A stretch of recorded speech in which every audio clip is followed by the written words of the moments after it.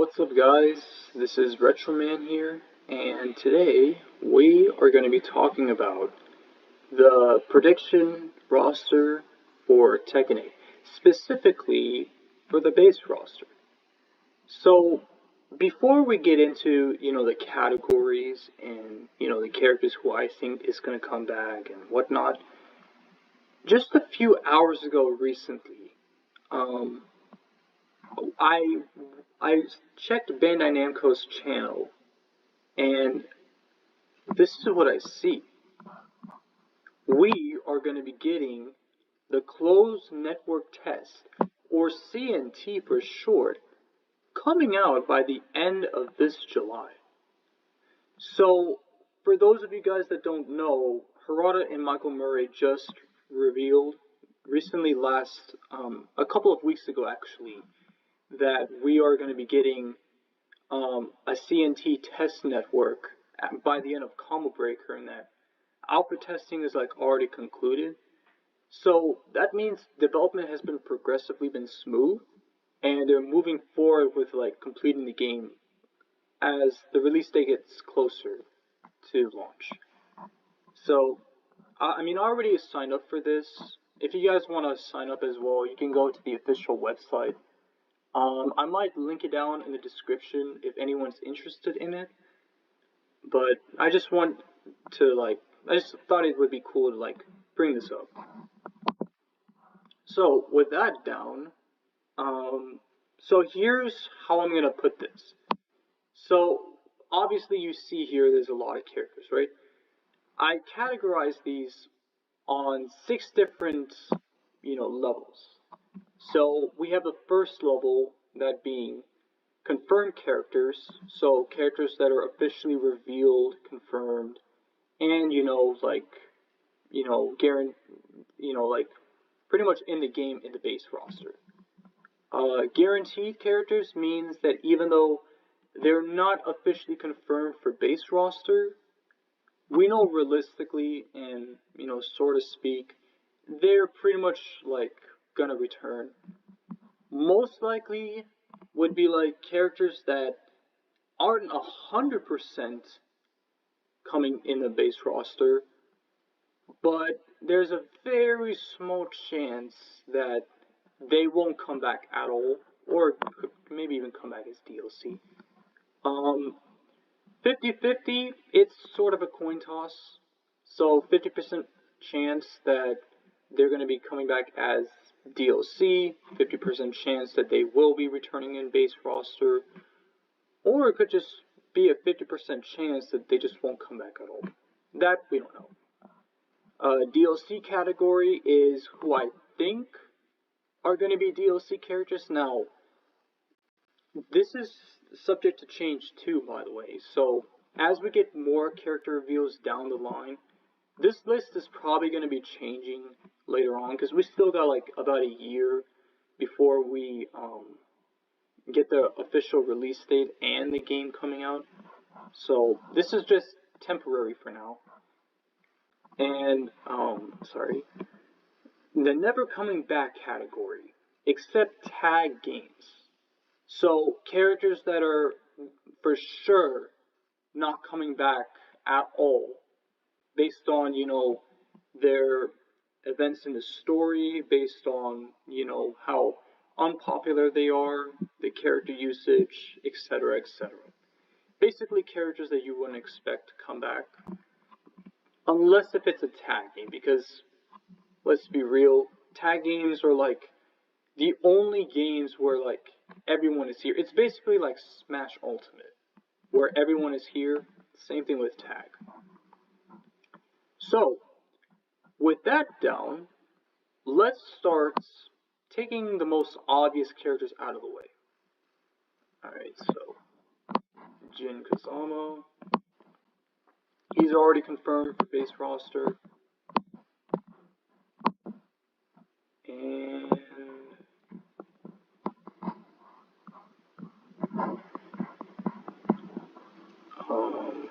Kazuya Mishi. Okay, so obviously they have to be in Tekken 8. They're pretty much the main reason why this series is even a thing. I understand that this dude is also supposed to be in the guaranteed spot, but we'll talk about him later. Um, but yeah, Tekken 8 is going to be more focused between Jin and Kazuya fighting against each other. And it's basically going to, like, I'm not sure if they confirm that this is, like, the finale between these two. But from the amount of hype and the amount of anticipation they're giving us, it kind of seems like this might be their biggest fight ever. Arguably even more bigger than Heihachi, but well, again, we'll get to him later. So, and you know, Kazuya is like more of a mascot at this point. He's been in like multiple crossovers, like you know, the face of Street Fighter X Tekken. He even went to Smash Ultimate recently. So, of course, he's bound to happen at some point. And then, you know, Jin Kazama is like, he was already the main protagonist of Tekken 3. But then, starting in Tekken 6, for some reason, they just made him as a villain. Which didn't make any sense in the story, because at that time, they wanted to replace him with a new character, which is Lars. But they knew that it didn't eventually work out, so they decided to like scrap that idea in like Tekken 7, and then now it's his redemption for Tekken 8. So I can keep going on and on why they're important, but we have a lot of other characters to go through. Okay, next up, Jun Kazama. So Jun Kazama is a very interesting character. She first started off in Tekken 2, and she didn't appear again since. I mean, of course, if you want to count the tag games, then that's fine, but they're not really all that canon anyway. So Jun is also very important to the story. Because that Jin and Kazuya are going to be in a conflict, somebody needs to do something to stop their fighting. And even if she doesn't, like, come back in Tekken 8 or whatever, at some point, she has to, like, return to this series. Like, yeah, I understand that she's somewhat relevant even before, but, like, people just want to play her. You know, like, a lot of the community just misses her in general. So it's about time we finally add her back. Oh yeah, and also, before I continue more, know that this is just an opinion. You know, again, like I said, this is subject to change. I don't know exactly the full base roster of what Tekken 8 is going to look like. So they could be having more characters in the base roster. They could be having less. They could be having characters that are, you know, obvious that we thought of. Or characters that we weren't expecting. We don't know. But if you don't feel like you're happy about the final results that I put in, just know that this is just an opinion, okay?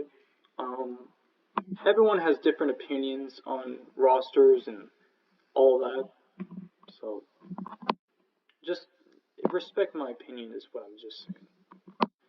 Okay, so next up is Lars. Lars is pretty much relevant to the story. He's probably going to be helping a lot for Jin. And he's already formed a rebel alliance against Kazuya and maybe even G-Corp as well. I'm not sure if G-Corp's even around still. But he's going to be there for story reasons. Let's see. Paul Phoenix. Where is he? Paul Phoenix and martial law. You can't have Paul Phoenix. Like, you can't have Tekken without Paul and martial law. They've been in, like, well, I don't know about martial law, but Paul has been in, like, every single Tekken game, I believe, along with Nina, Yoshimitsu, and Heihachi. So they're pretty important characters. King, same thing. I know there's like, King 1 and King 2, but it's still pretty much the same character. It's just a different, different person. So King, where's Jack?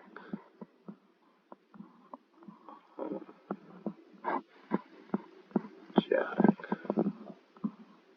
Oh, there's Jack. Okay, so they already revealed. Not gonna lie, Jack 8 is like pretty cool. I like his new style that they redesigned. He looks like he's from the future in like RoboCop or something. Not gonna lie. Okay, so how many is it? 1, 2, 3, 8 characters. So, and then Nina is in the base roster.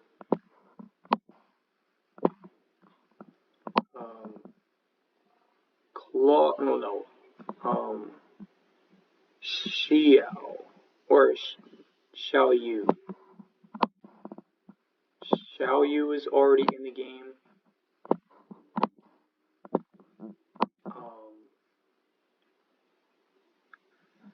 Asuka is in the game as well. Again, I'm not going to go over too much of some of the most characters, especially if they're in the base roster. Leroy.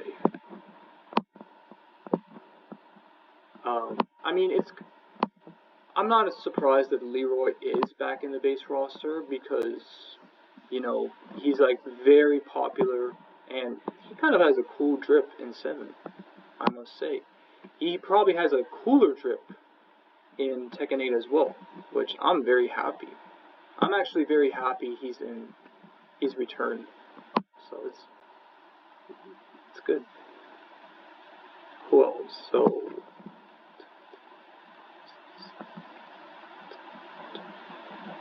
12 characters. I know there's more. Am I missing someone?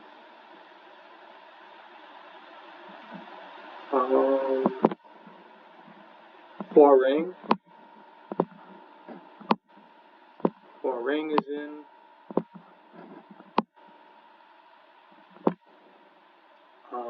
Brian is in.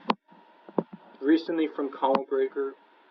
It just makes me sad that he was leaked like 1 day before he was revealed. If they didn't leak his character trailer about at least 1 more day, he would have been so hyped at Comic Breaker, but I mean, it is what it is. What can you do about it?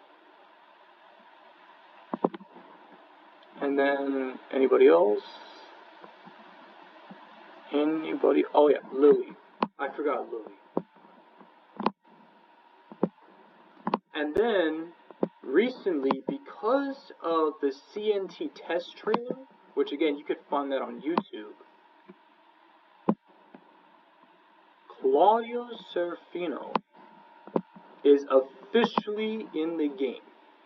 Now, with Claudio, he's also another Tekken 7 character that I'm not that surprised that he's coming back. He's like part of the story mode as well. He's like one of the most popular Tekken 7 newcomers to come back. He's apparently been used a lot in the community and through the casuals. So that's probably why he's back, which I'm not even that surprised again. So this should be 16, right?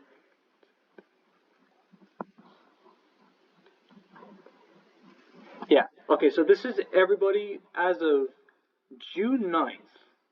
Again, there's also the Australia event that's coming up like in about a couple of days from now, so you might see Marduk. But I'll explain where he'll be in placements. So we got 16 characters for base roster. Now that that's out of the way, let's talk about the other 5 categories. So, let's start off from left to right. I think that'll be more easier, because like, if I just go based off of like newcomers or whatever, or like when they started or when they didn't, it's going to be a lot more processing. I just feel like going from left to right is like, more easier for me to do. So let's do that. So, Akuma. Now, okay, before I even start with Akuma, because this is my opinion, I'm gonna say it, and I don't care if I, get flagged or might be a hot take for some people or whatever. I think they're probably bringing back the Tekken 7 guest characters in Tekken 8. Now, some people might argue that guest characters are a one-time thing, but I mean, this is Tekken we're talking about, and they pretty much fit very well in the Tekken universe. Even someone like Noctis, a character from Final Fantasy, still fits so well in the Tekken universe. Or a character from The Walking Dead, Negan. Despite him being more fitting as Mortal Kombat or Noctis being more fitting as Soul Calibur to most people, they still fit pretty well in the Tekken universe. And both of their movesets are like so good. So I don't think they've wanted to waste their moveset potential just because they're guest characters. I mean, for all we know, their contracts could be, they could be having 2 or 3 games in a row after Tekken 7. We don't know. So we can't just say that all guest characters are out just because Soul Calibur and Mortal Kombat has only done it. Like, we also gotta be fair too. So I'm just saying this in advance. So with that being out of the way, Akuma is probably gonna be in, I'm not gonna say never either, because let's be real, he was also part of the story mode as well. So for those of you guys that don't know, he was like, he's part of the mainline continuity for the Mishima family. He got involved with Kazumi. Kazumi told him to kill Kazuya and Heihachi. I mean, Heihachi is dead, but Kazuya is still alive. So, and the last time we saw Akuma, he was pretty much battling off against Kazuya in a volcano stage, I believe. So, and we didn't see what happened next. It just went off black. It's kind of like a cliffhanger, if you know what I mean. But are they gonna bring him back for story purposes? If you ask me, like, this is on a business perspective too. You gotta also keep in mind. If you ask me, I think he's in the guaranteed slot. I already know that this video is gonna have some dislikes because of him being in the guaranteed slot alone. But Capcom and Namco's relationship has been pretty strong.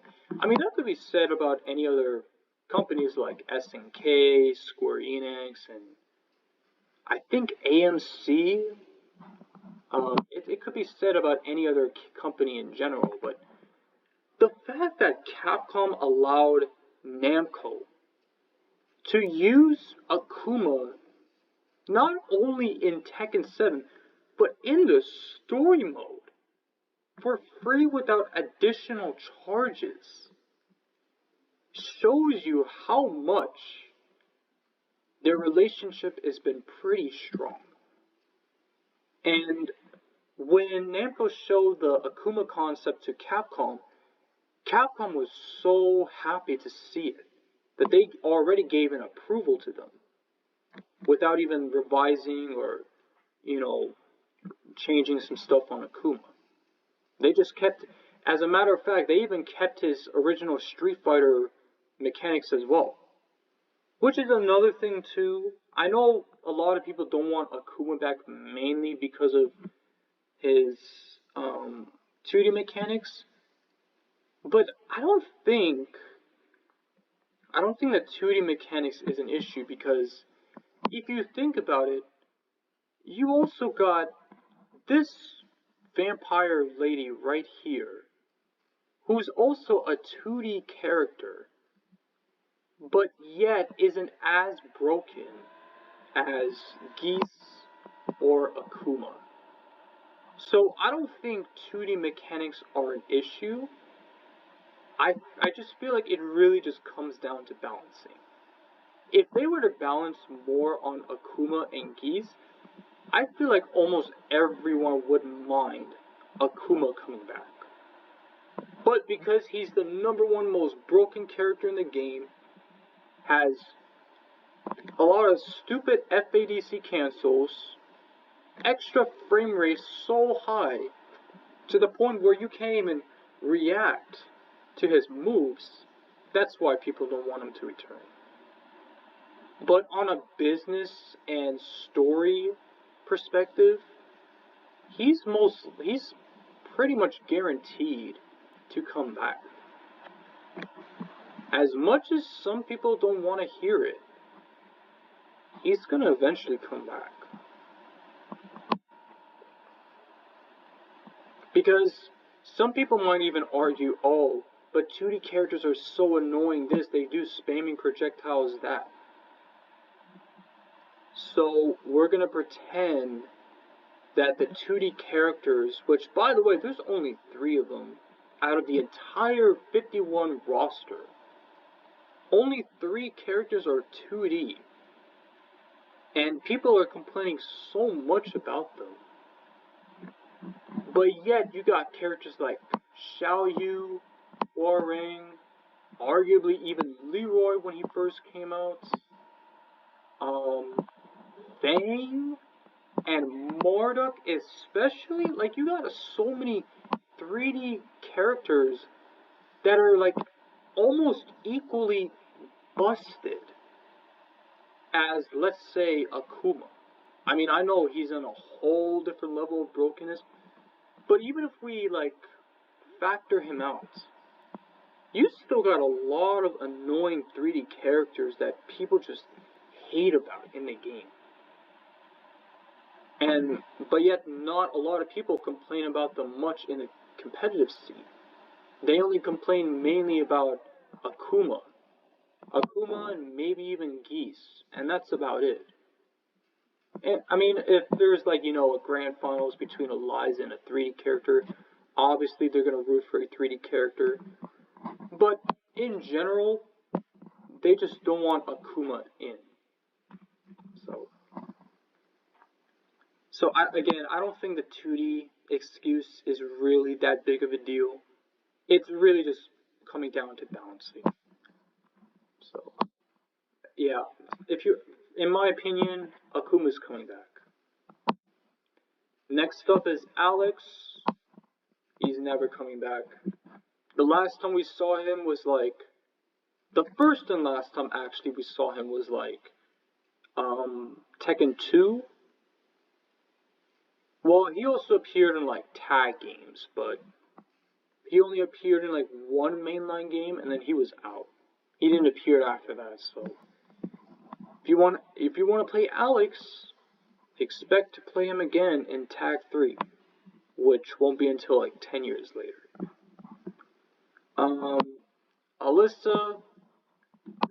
Alyssa is a guarantee. She's part of the story mode. Also going to be helping out with Lars. Maybe even delve deeper into their relationship as well. You never might know. I mean, they kind of hinted that a lot in Tekken 6. And even though it was brief, they still referenced their relationship with each other. So, their relationship between Lars and Alyssa is probably going to be even more deeper in Tekken 8. Which I'm not going to be all that surprised if they go on that route still. And then Ogre is dead. He's not going to come back. I mean, if they were to bring Ogre back, I've seen so many people on the internet being like, oh, Ogre is probably going to come back in Tekken 8. You do know that part of Ogre's death is part of Jin's character development, right? The only reason why Jin killed Ogre is because at the time of Tekken 3, he presumably thought that Ogre killed his mother. And maybe not just his mother, but like other fighters as well. So that's why Jin got pissed and he went to Heihachi's dojo and trained for about a few years until he was ready to defeat him. So if they bring back Ogre again in Tekken 8, there was no point of him defeating Ogre in the first place. And also because Ogre, didn't appear in other games in general, so that's why. I'll probably even add in Ancient Ogre as well in the same category. Where is Ancient Ogre? Man, there's a lot of characters in the roster. I can tell you that. Yeah, so same thing with Ancient Ogre. They're the same. Next up, Angel. Angel hasn't come back since Tekken 2. Hasn't came back at all recently. Only appeared in tag games, so I guess she's in the same category as Alex as well. So don't expect her to come back in Tekken 8. Anna Williams. Now, Anna is very interesting because on one hand, she was a DLC character in Tekken 7. And so that's when you think, oh wow, she's probably going to come back in Tekken 8. But on the other hand, is she really all that used online and all that popular? I've seen some Anna players online, but not as much as Armor King or Marduk or Geese. I don't see her being around online much. But then again, she is also a legacy character too. You gotta be fair on that. She appeared in Tekken's 1, 2, 3. I don't know if she appeared in 4, but I know she appeared in 5 and 6. I might just put her in most likely category. I'm not putting her in the DLC category. If she's gonna return back in Tekken 8, it's gotta have to be the base roster. Again, if you ask me, it just doesn't make sense for her to be DLC again if they've already done it in 7. It would just be a bad business perspective, in my opinion. So, if she's going to come back, she's probably going to be in the base roster. Next up, Armor King. Now, I'm going to say this right off the bat. Armor King is coming back. He is super popular to the point where everybody is begging him to straight up be in the base roster. But given that King is already in the base roster and that, he took some of Armor King's movesets, spoilers, I'm not sure if he's going to be in the base roster exactly. I feel like if he were to sell as DLC, they could sell so much with just him as DLC alone. And again, King is already in the base roster too. So, I'm probably going to put him in DLC again, because he just sells so much. Okay, Baekdo-san. He is dead. Not much I have to explain about him, but, not only he died in the Tekken 6 ending, but, Hwoarang and Tekken 8 took a lot of inspiration from Baek himself, from his costume, his design to his hairstyle to some of his movesets, or Rain is like basically inspired by him. And again, since he didn't even came back in 7, it just seems not likely he's going to come back in 8 at all. So, he's pretty much dead. Maybe we'll see him again in Tag 3. Who knows? Bob, though. Bob is...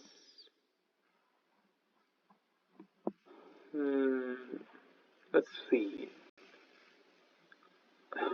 The Tekken 6 characters are pretty interesting. Also the Tekken 7 characters, but yeah. Bob. Where do I put him?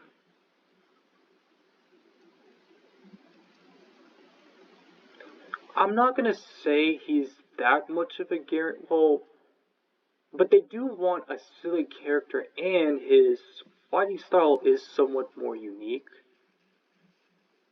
So he could either be, I don't know, he's kind of tricky.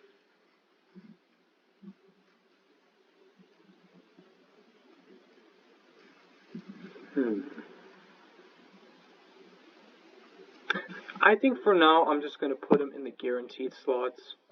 It could change later on. You know, it's not subject. It's not final. But yeah, he's a goofy character. He has like a lot of personality. He's also pretty unique as well. So yeah. Bruce Irving. Alright. Listen. I know some Bruce fans are gonna be pretty upset where I'm gonna put him. But after for some time of me thinking about this,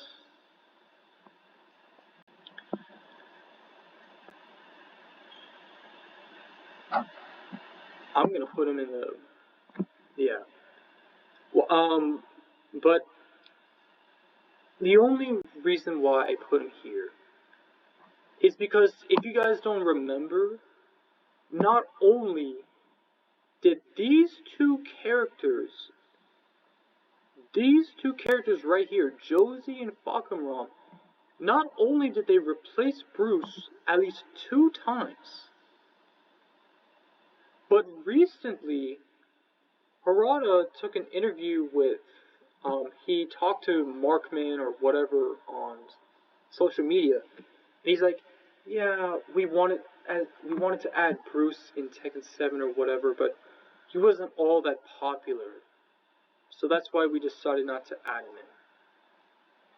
in. Now, I know what you guys might be thinking.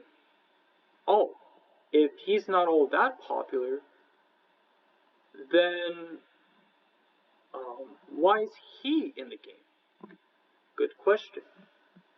It's because the Tekken community has been whining so much.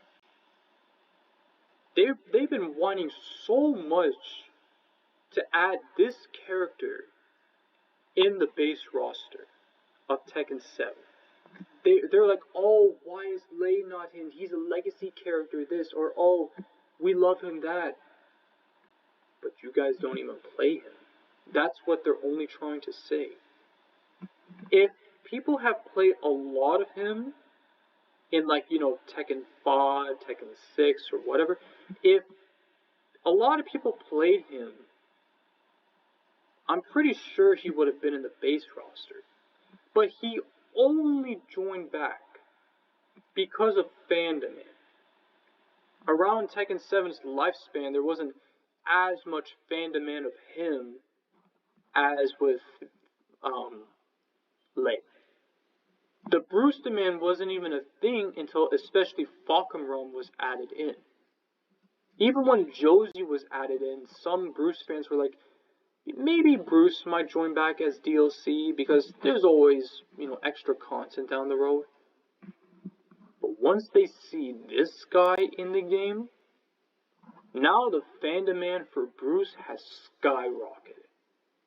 And it just doesn't make sense because that Falcon Run was pretty much added around the end of Tekken 7's lifespan.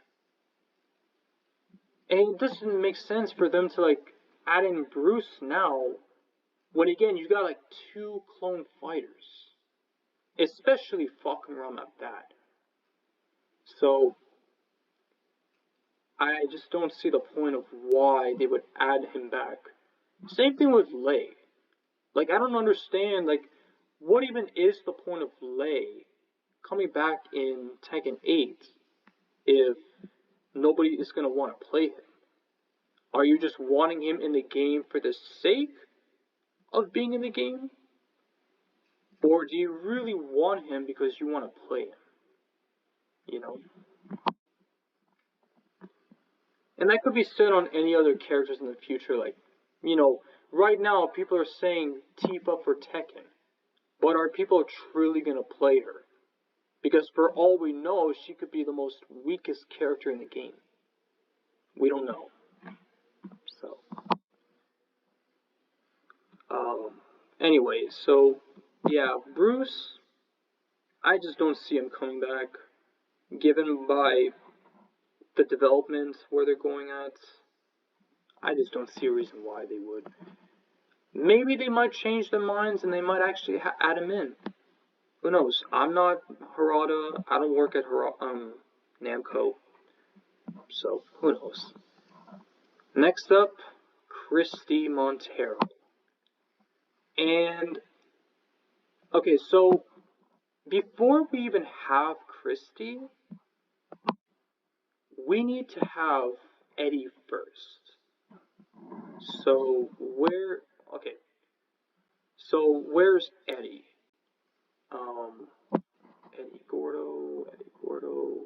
Eddie. So, I'm gonna say that he's gonna be a guaranteed slot because let's be real too. He's pretty much an iconic character alongside with Jin and Huarang. He's one of the only two capoeira characters in the series in general, besides Christy, of course. And he's way more popular than Christy. So, would they really add in Christy over Eddie? No, they would never do that. That's like saying if they added in Panda over Kuma, or Anna over Nina, or Armor King over King. So, if we're gonna have at least one of the two characters in Tekken 8, it's gotta have to be Eddie. But for Christy, though, I mean, because she's a clone character, though, I mean, they could sell her as DLC, but they haven't done that in 7. So, I'm gonna probably say, and she's not never coming back either. I'm pretty sure there's fandom in it for now, but I'm gonna probably say she's 50-50. There's a 50%, it's a 50% chance she's gonna return, and a 50% chance she's straight up gone again. So, I could see her, like, coming back or not. Combat, he's never coming back. Never appeared again after first appearing in Tekken 4, and that was that. No need to explain anything further. Now, Double Jin. Now, usually, Double Jin is where he's more popular and more used throughout, the community. He's like one of the top 10 most used characters in the game, and he's super powerful as Jin. But notice how in Jin's gameplay, when they showed his gameplay like 2 or 3 times, they fused together, which indicates that Double Jin and Jin are no longer going to be separate characters. They're all going to merge into one. It's basically like Kazuya and Double Kazuya, where they used to be separate characters back around, I believe, Tekken 1 or mostly Tekken 2. And then in Tekken 4, when Kazuya came back from the dead, they merged together as one. So same thing with Tekken 8. They're probably going to merge together as one. And it makes sense, because at some point, you gotta have to, like, merge two characters as one. I don't think you're gonna realistically, like, have them be separate forever either, especially if you're gonna be fighting Kazuya. You know, you're gonna have to use all the power you can to defeat him. And using just the Kazama style alone isn't gonna be enough.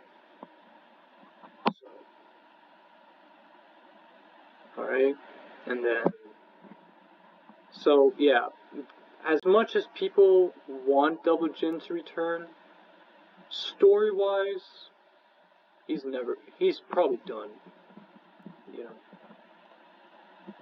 Next up, Double Kazumi, and I'm probably gonna put Kazumi in this as well, because they're the same.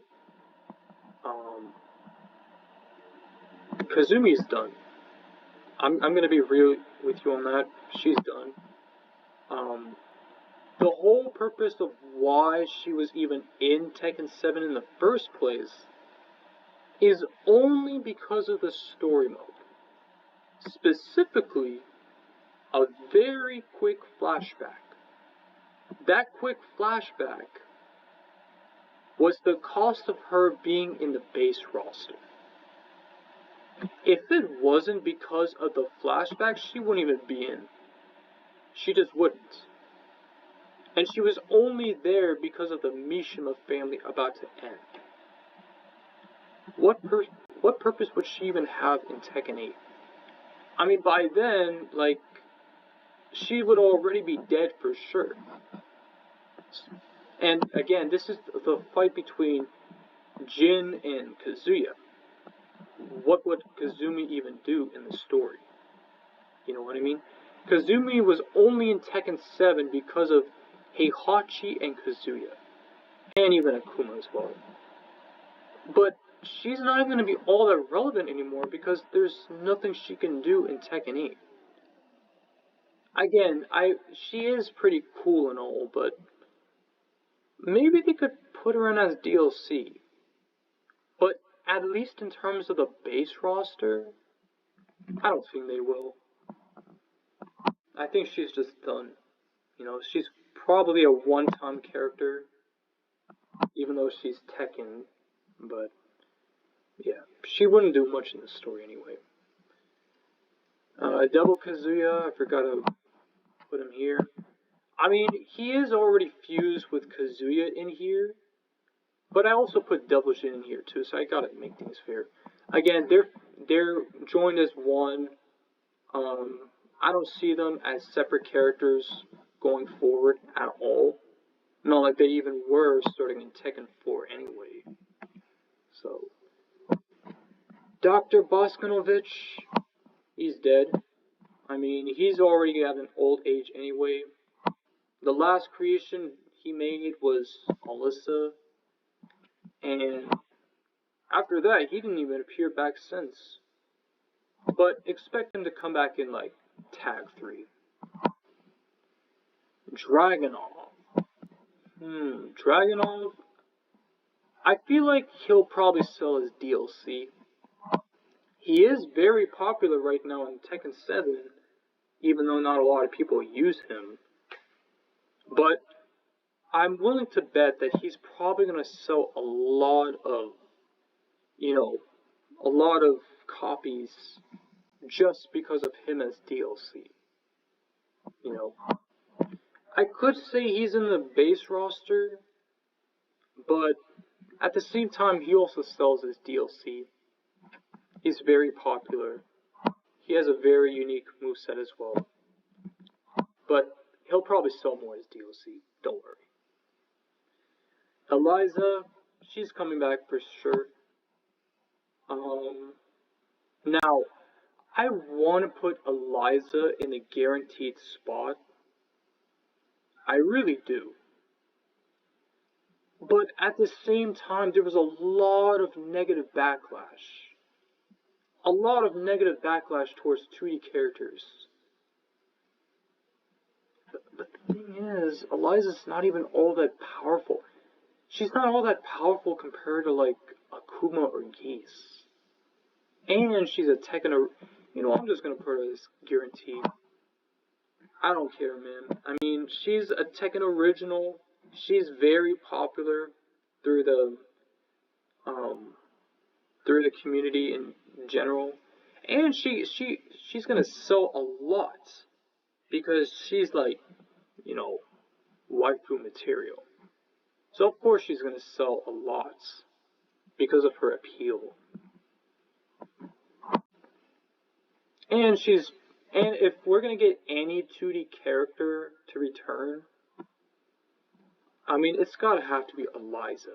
If Akuma's not coming back because of story, and Geese is not coming back because of people thinking that he's a guest character and that they don't do 2 guest characters in a row or whatever, Eliza is for sure gonna have to be the only 2D character. So, I think she'll be a guarantee. And she was already DLC twice, so she was already DLC in Tekken Revolution, and she was DLC again in Tekken 7. Not to mention that she's the older sister of Lily, so it makes a lot more sense if Eliza comes back as base roster instead of DLC again. It just doesn't make sense, you know.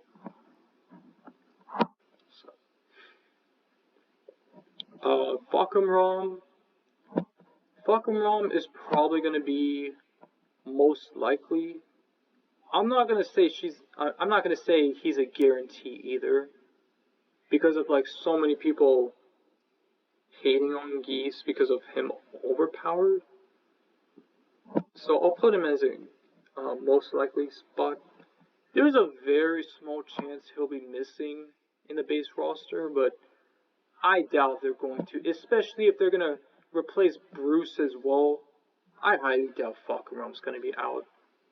But I'm going to put him in the most likely scenario, because just in case that there's a small chance that he misses out, I mean, I might as well just put him in most likely to be safe.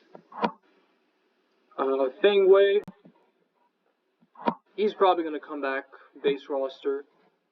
Not only is he like, you know, he's Harada's favorite character, but a lot of the Tekken community doesn't mind Fang coming back. They need to like nerf him though. If they don't nerf Fang, there's going to be a lot of problems, man. But because it's Fang, a lot of people like and uses him a lot. He's probably going to be guaranteed. Forest Law, never coming back. He's pretty much like never returned since like Tekken 3 and the tag games. And not to mention that Martial Law is like right there. He's already back for the base roster, so it doesn't make sense to do another clone. So yeah, Forest, he's gone. Gunryu though, as much as some people would be like, oh, but Gunryu is a lot of people do like Gunryu. Nobody likes Gunryu, man. Nobody even uses him at all. It's the same scenario with Lei. Just like almost nobody uses Lei, almost nobody uses Gunryu as well. So, because even if he sold, even as him selling as DLC, his popularity was still not all that big. So, realistically speaking, I'm not even being biased or anything, but He's probably going to be in the never coming back. He's just not that popular, man. Let's be real. Alright, next up, Geese. Now, I talked briefly about guest characters, but I'm not going to go too much into them. But if they were to bring back guest characters in Tekken 8, I feel like Geese is probably going to be a very high shot. You know, Geese has been used by so many people. A lot of people even say that he's like the most balanced 2D character in the game, even though he's like top 5. And Harada even has said multiple times that he really wants Geese to come back in like at least Tekken 8, which it could eventually happen.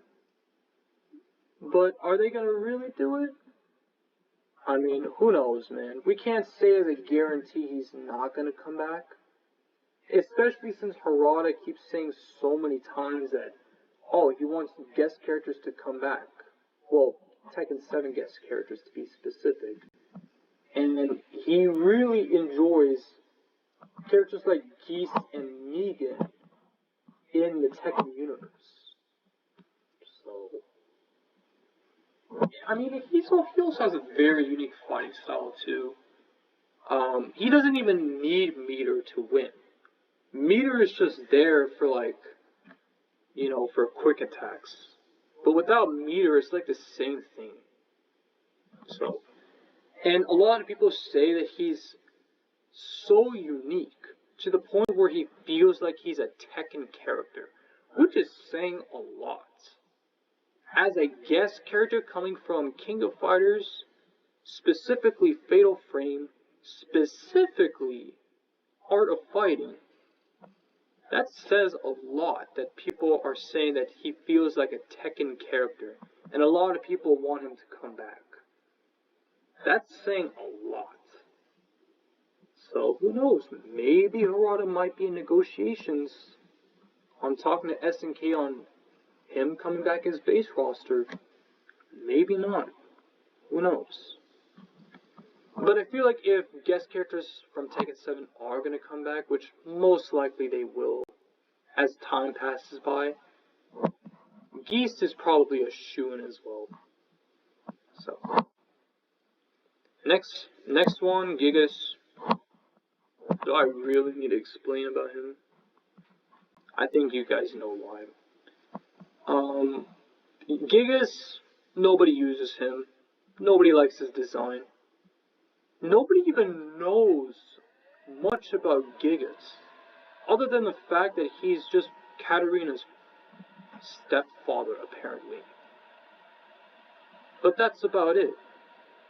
Like, we don't know much about him, and like, it's not even used a lot in the competitive scene. I've heard so many times that Gigas is originally a replacement from Marduk, because apparently they have like similar moves to each other.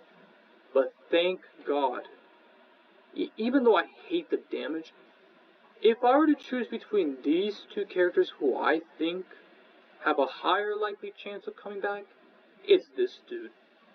Nobody likes Gigas at all, man. Gone. I talked about Gone, so I'm not going to say much about him other than like his series being dead. So he's not going to come back. Heihachi Mishima. Now, this is probably going to be the most interesting character in the whole placement. Some people are like, oh, but he'll come back because he's been in every single Tekken game, or he's like the mascot of the franchise. They're not gonna want to remove someone that big to be out. Guess what? He was already dead in the story. And then, I know you guys are gonna then bring up, oh, Kazumi was also dead, but yet came back in the story. Well, the counter argument to that is Harada officially confirmed that he said, and I quote, Heihachi looks pretty dead to me.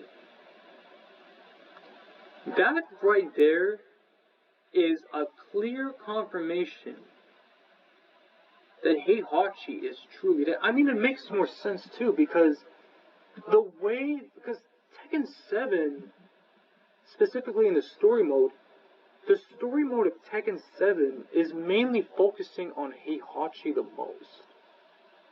It's basically about his in-depth character arc, why he was starting the Mishima fights between him and Kazuya. It's basically about him.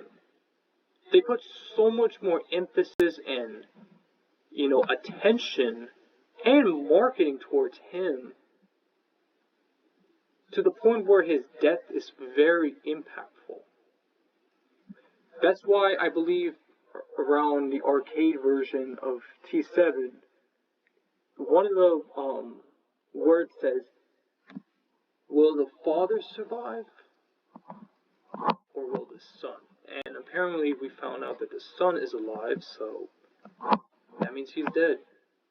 And given that he was also dropped down in a volcano, what makes you think he's even gonna come back from that? Come on, man. So,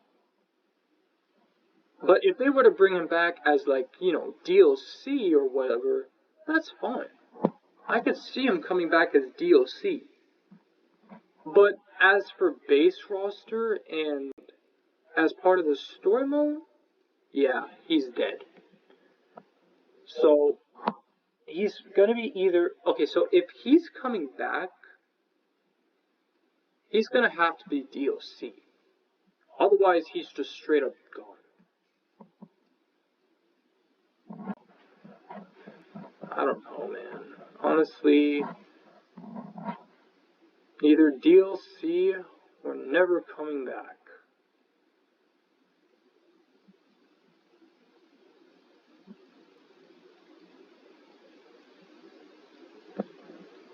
This might be a bit harsh, but he might not come back. Especially the fact that his voice actor also died too. I don't think that he's coming back. That lowers his chances more. So, alright, JC, not gonna come back. She was fun, and she's basically Julia, but just in a different costume. Jinpachi, and the same thing with Jinpachi too, he was already dead since Tekken 1. But he only came back in Tekken 5 because of the devil curse that's taking over him. And Jinpachi himself wants to die peacefully, but the devil curse just wouldn't let him. So that's why he's still alive. But now that in the mainline games he is dead, he's never coming back at all. Even if he were to come back as DLC, man, he would just be so broken. People are going to complain about him. Probably even more than Marduk. So, alright. Josie. Josie, I feel like, is going to come back for sure.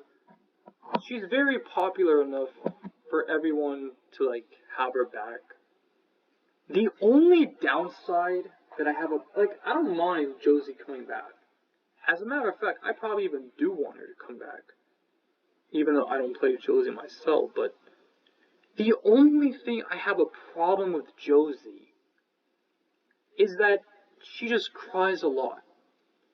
I feel like if the Tekken community can just fix the crying issue and just make her just happy instead after she wins, I think it's a win in my book. Just the crying part is the only issue I have with her. Everything else about her is fine. So, alright, next up, Julia. She's already guaranteed. She's basically a replacement for Michelle.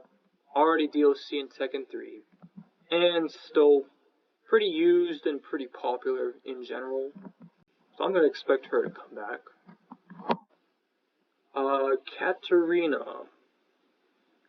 Now, originally, nobody likes her. Like, she was basically in the same category as Gigas. When Tekken 7 first came out, especially in the arcades, nobody likes her and nobody uses her. Until just recently, a few months ago, a Tekken player by the name of Gerlonda started using Katarina. Now, that could not mean much, but, I mean, is it really worth putting her up, though? I mean, the Tekken community hasn't been using Katarina for, like, what, 4 or 5 years straight? And now when a top player uses her, all of a sudden now people are like she has a higher chance? I don't think so, man. I feel like if anything, if she were to come back, she would probably fit more towards like DLC category, because her being in the base roster alone in Tekken 7, she is so broken. Like, all you gotta do is just spam 4-4-4-4, and boom, you win. It's just like Noctis' 2-2-2. Same thing with Katarina, 4-4-4. So, there's not much I have to explain about her, but that's just the general gist. Alright, Kuma is guaranteed. Nobody uses him, but the developers love this guy so much. It's exactly why he's been in like almost every Tekken game that you can think of. Almost every Tekken game. Panda, I could probably say the same case with her too. I mean, Panda is also pretty somewhat popular. I mean, if Kuma's coming back, might as well add in Panda as well. You know. Let's see. Kunimitsu 1. Never coming back. She only appeared in one Tekken game, Tekken 2, and then she didn't come back at all. But, however, the daughter version of Katarina, the daughter version of Kunimitsu, the daughter version of Kunimitsu, she has a higher chance. Because not only she was added in near the end of Tekken 7's lifespan, but at the same time, she's somewhat popular, but is she really that popular compared to like Julia or Eddie or, you know, Jin or Asuka? Like, is she that popular compared to them? I don't think so either. And believe me, like, almost nobody uses Kunimitsu either. The only person as of right now that uses Kunimitsu is Arslan. But then again, that could also be the same thing with Zafina as well. I don't know, but with Kunimitsu though, again, she was added in the end of Tekken 7's lifespan, so that should boost her up. But at the same time, like, she's not all of that, you know, used online or offline.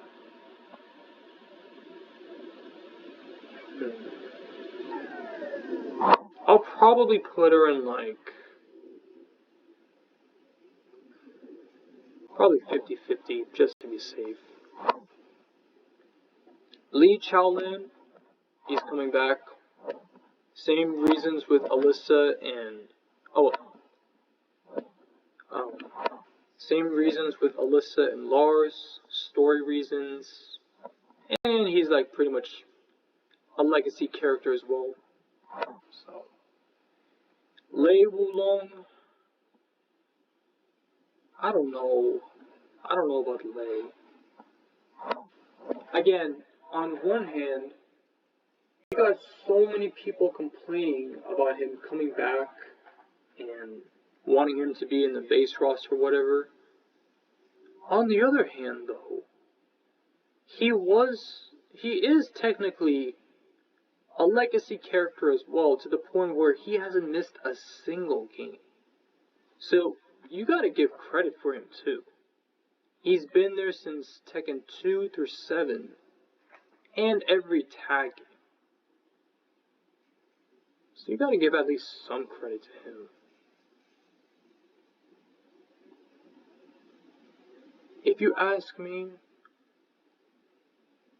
I think he's probably gonna be in like 50-50 as well. I mean, yeah, that's the highest I'm gonna go to. If he missed Tekken 7, I would already put him in here. But since he appeared in every Tekken game, he'll probably be in the 50-50 tier.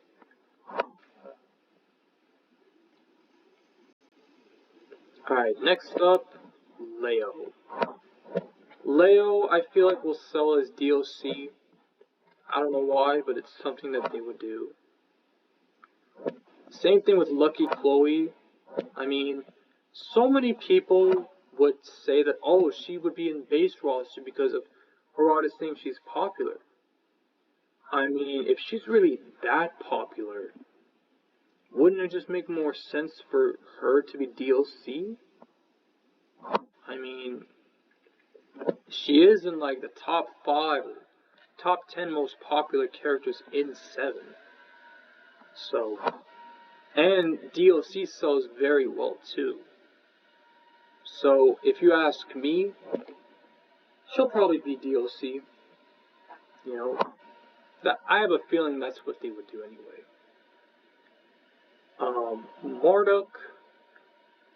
Marduk, I feel like is probably going to be in the most likely category, just because he was already in as DLC. But at the same time, the hate is so strong with how broken he is in 7 still. Like, they still haven't even nerfed him, and he's still broken. So it's probably gonna take a while for people to like really get used to Marduk being in Tekken 8 now. But if he wasn't all that broken, he would already be in the guaranteed spot. But again, the hate is right there.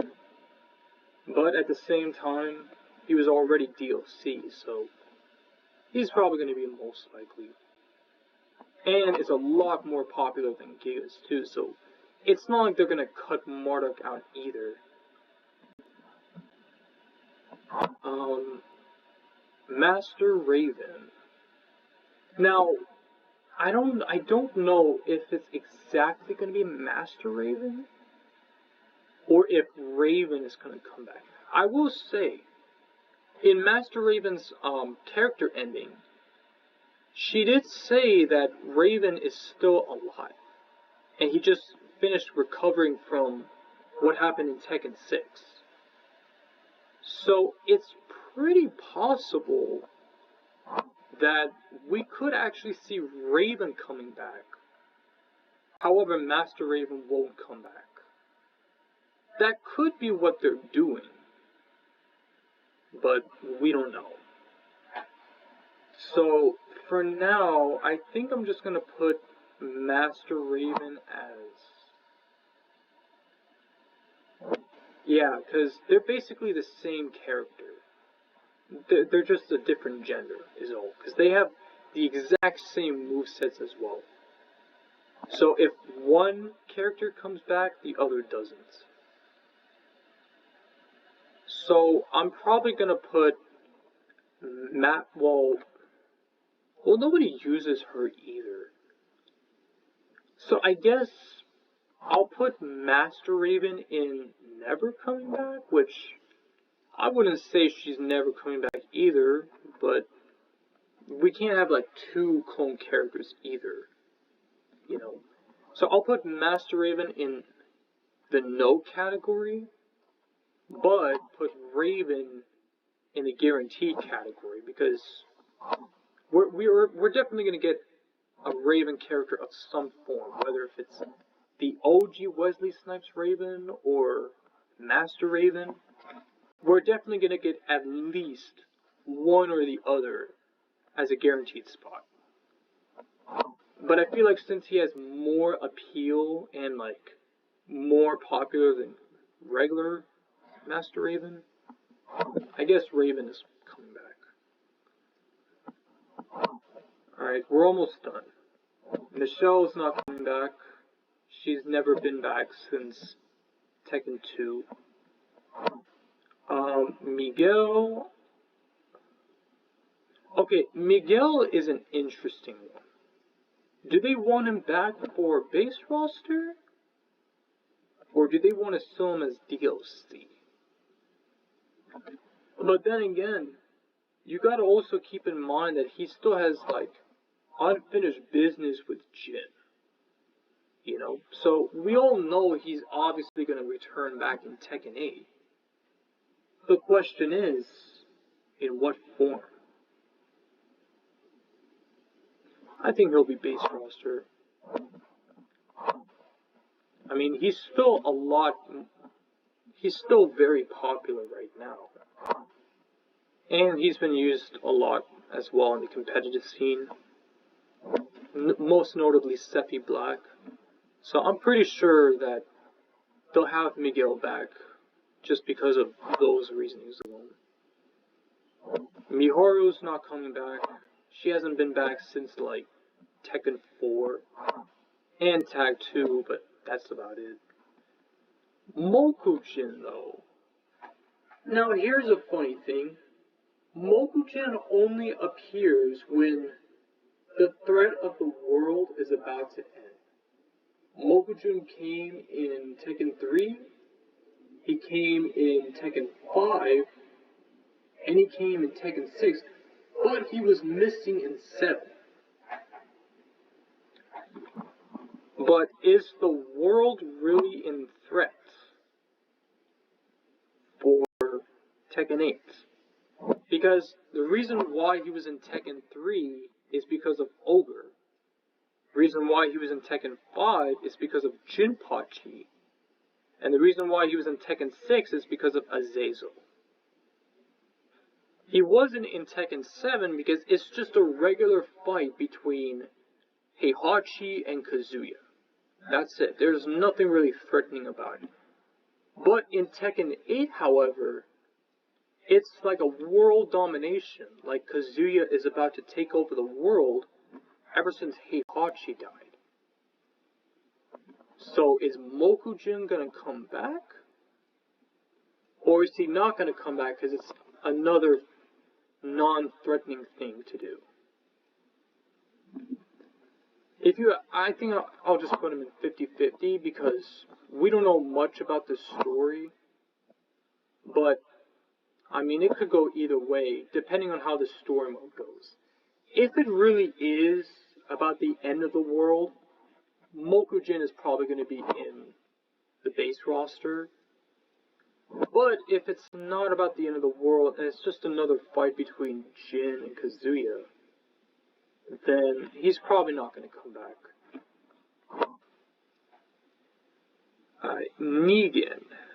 Negan, I feel like Negan is probably going to be in the most, no. I'd probably say he's,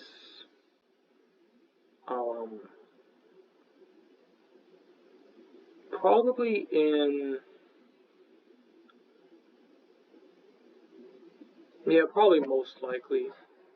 I mean, he does have a very unique moveset, and you know, it's pretty much Harada's favorite character and Michael Murray's favorite character as well.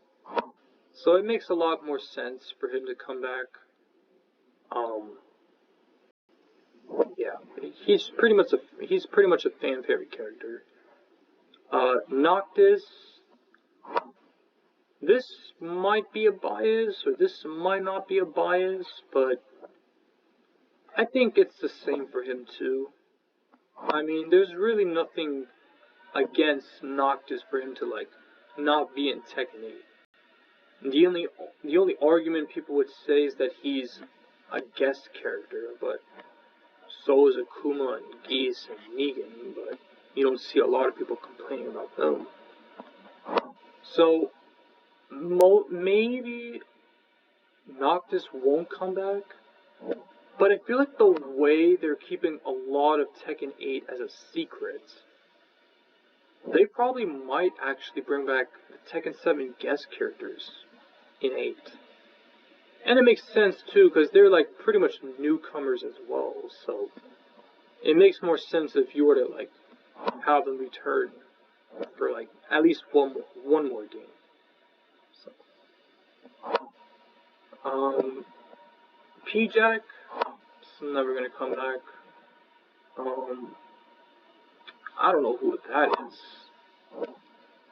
Roger, I'm probably gonna say he's not gonna come back. Because he's just not coming back. He wasn't there in 7 or the DLC, so I don't really see a reason why they would have him back anyway, so that's why. Sebastian, not gonna come back. He was there in Tag 2. I'm pretty sure he's like dead by now anyway. Shaheen though is a guarantee. And why I say he's a guarantee is because of representation. He's important for representation because he's the only Arabic character in the entire roster. Most of the roster consists of like Japanese, Chinese, Korean characters. Shaheen is the only Arabic character out of the entire roster. But at the same time though, they need to give him a second chance to be in Tekken 8. Even though his movesets is lackluster, it's not all that impact or powerful enough. I mean, his design is pretty good, and his speech is like pretty poetic. But his moveset is it just needs more work. That's all they need to do.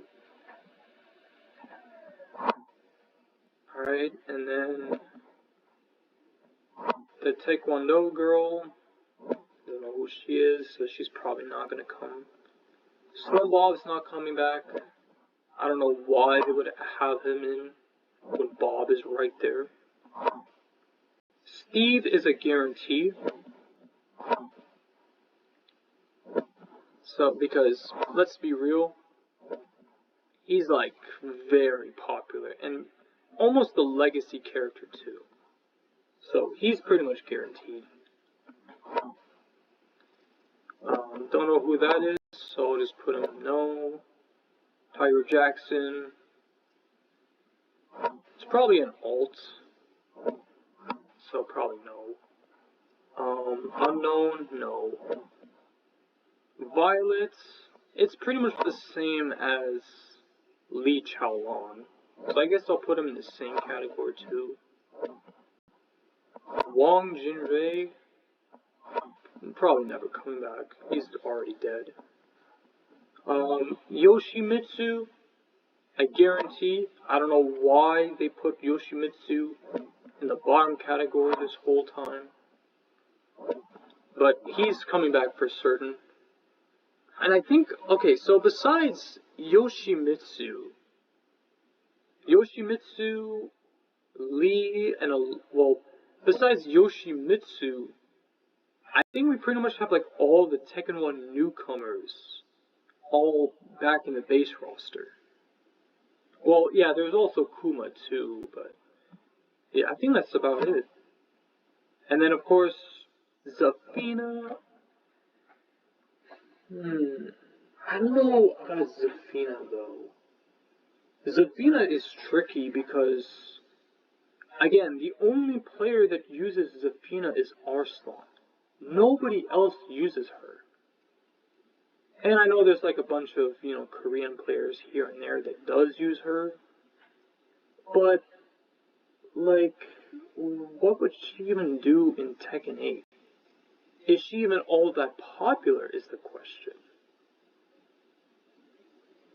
And I don't see her selling as DLC again because, again, the only circumstance I could see is Armor King because he is extremely popular.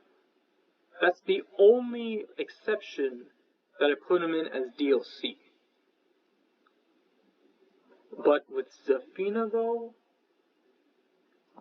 I don't know. I think she's probably the most trickiest character out of the entire tier list. I don't know. So she would basically have to be either base roster or straight up gone. One of those two.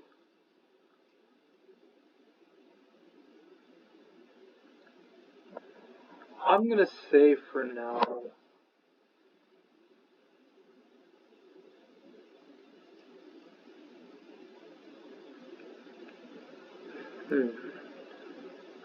I'm gonna say for now she's a no. I just have a feeling that she's probably not coming back. That's my guess. I mean, again, the entire roster could change. Depends. And then, last but not least, Lydia. She's basically a guarantee. She was the very last character for Tekken 7's developments. And I'm pretty sure they'll do pretty well on her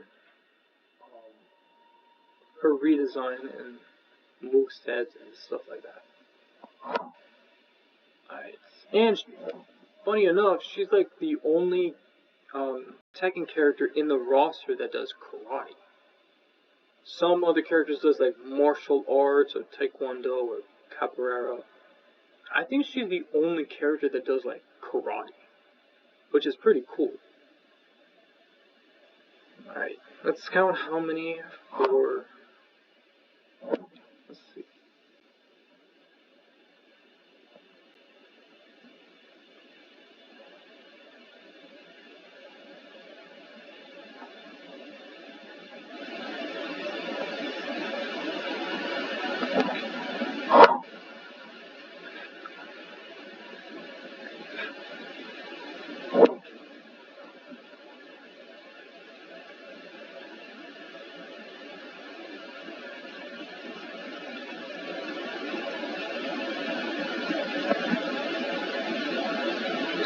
I'm tempted on Bruce. I don't know, like...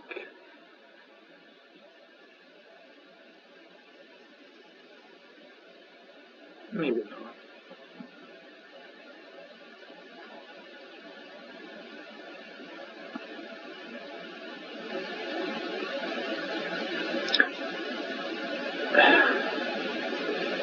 Same thing with Heihachi.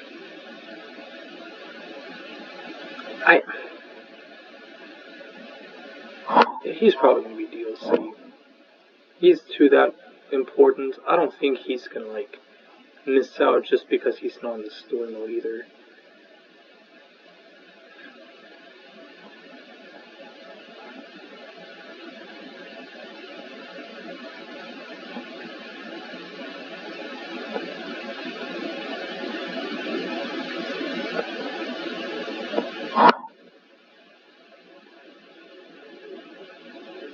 I think that's about it. That's pretty much all the characters that I feel pretty confident on Tekken 8. Now, like I said in the beginning of the video, this roster is subject to change. It depends on the rest of the full roster that we'll get in the near future. But as of right now, these are the characters that I feel pretty confident of who will pretty much be in Tekken 8. So, anyway, hope you guys enjoyed my video. Let me know what characters you agreed, what characters you don't agree, why you think so. Whatever you want to say in the comments down below. And hope you have a rest of your day. Bye.